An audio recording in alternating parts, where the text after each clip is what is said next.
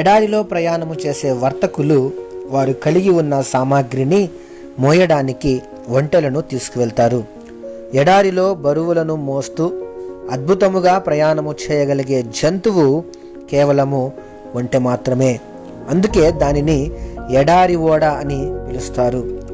ఎడారి ఓడగా పిలువబడుచున్న ఈ ఒంటె ప్రయాణం చేస్తూ అలసిపోయినప్పుడు, భారము పెరిగి మోయశక్యము కానప్పుడు, ముందుకు ఇంకొక అడుగు కూడా వేయలేనప్పుడు తన ముందటి 2 మోకాళ్ళు వంచి మోకాళ్ళ మీద పడుతుందట.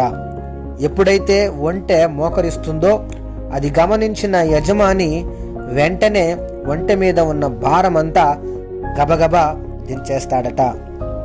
క్రీస్తునందు ప్రియులారా, మన కుటుంబములో, ఉద్యోగములో, వ్యాపారములో మనము కలిగి ఉన్న అనేక ఒత్తిడులు, బాధ్యతలు మన మీద మానసికముగా భారాన్ని, ఒత్తిడిని కలిగిస్తూ ఉంటాయి. పిల్లల్ని పెంచడం కూడా ఒక బాధ్యత. అది కొన్నిసార్లు భారంగా కూడా మారవచ్చు. కొన్నిసార్లు ఆర్థిక ఇబ్బందులు భారంగా మారవచ్చు. బాధ్యత కలిగి ఇంటిని, పిల్లలను పట్టించుకోవలసిన భర్త నిర్లక్ష్యముగా ఉన్నప్పుడు ఆ ఇంటి బాధ్యత భార్యకు భారంగా మారవచ్చు. ఈ విధముగా ప్రతి ఒక్కరి జీవితంలో ఏదో ఒక విధమైన భారము ఉండవచ్చు. ఈరోజు నీవు ఏ విధమైన భారాన్నైనా కలిగి మోయలేని, అడుగు ముందుకు వేయలేని స్థితిలో ఉన్నావా? అది పాప భారము కూడా కావచ్చు. ఆ భారము నుంచి విడుదల కావాలని ఆశిస్తూ ఉన్నావా?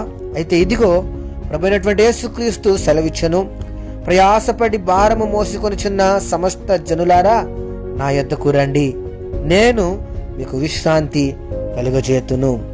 ఆ ఒంటె ఎప్పుడు తాను కలిగి ఉన్న భారము నుంచి విడుదల పొందుకుంది? మోకరించినప్పుడే కదా.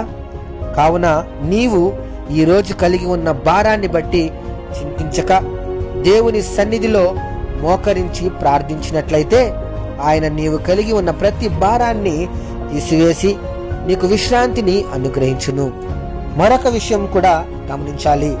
అనుదినము ఆ ఒంటె విశ్రాంతి పొందాలంటే అది ఖచ్చితముగా అనుదినము మోకరించాలి. అదే విధముగా అనుదిన జీవితంలో మనము కలిగి ఉండే భారముల విషయములో దేవుని యొక్క సహాయము పొందుకోవాలంటే ఖచ్చితముగా ప్రతి దినము, దిన ప్రారంభములో ఆయన సన్నిధిలో మోకరించే వారమై ఉండాలి.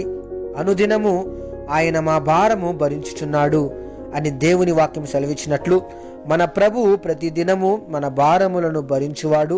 ఆయన యొద్దకు వచ్చువారి భారములు ఖచ్చితంగా ఆయన భరించువాడు. నీ భారము యెహోవా మీద మోపుము, ఆయనే నిన్ను ఆదుకొనును అని దేవుని వాక్యము సెలవిస్తుంది. ఈ వాక్యం వింటున్నటువంటి నా ప్రియ సహోదరి, సహోదరుడా, నీవు ఏ భారమును భరించవలసిన అవసరం లేదు. నీవు మోకరించి దేవుని సన్నిధిలో ప్రార్థించు. ఆయనే నీ ప్రతి భారమును తీసివేసి నిన్ను సులువుగా ఆయన మార్గములో నడిపించును. ఆమేన్. క్రీస్తు పరిచర్యలో మీ సహోదరుడు. God bless you all.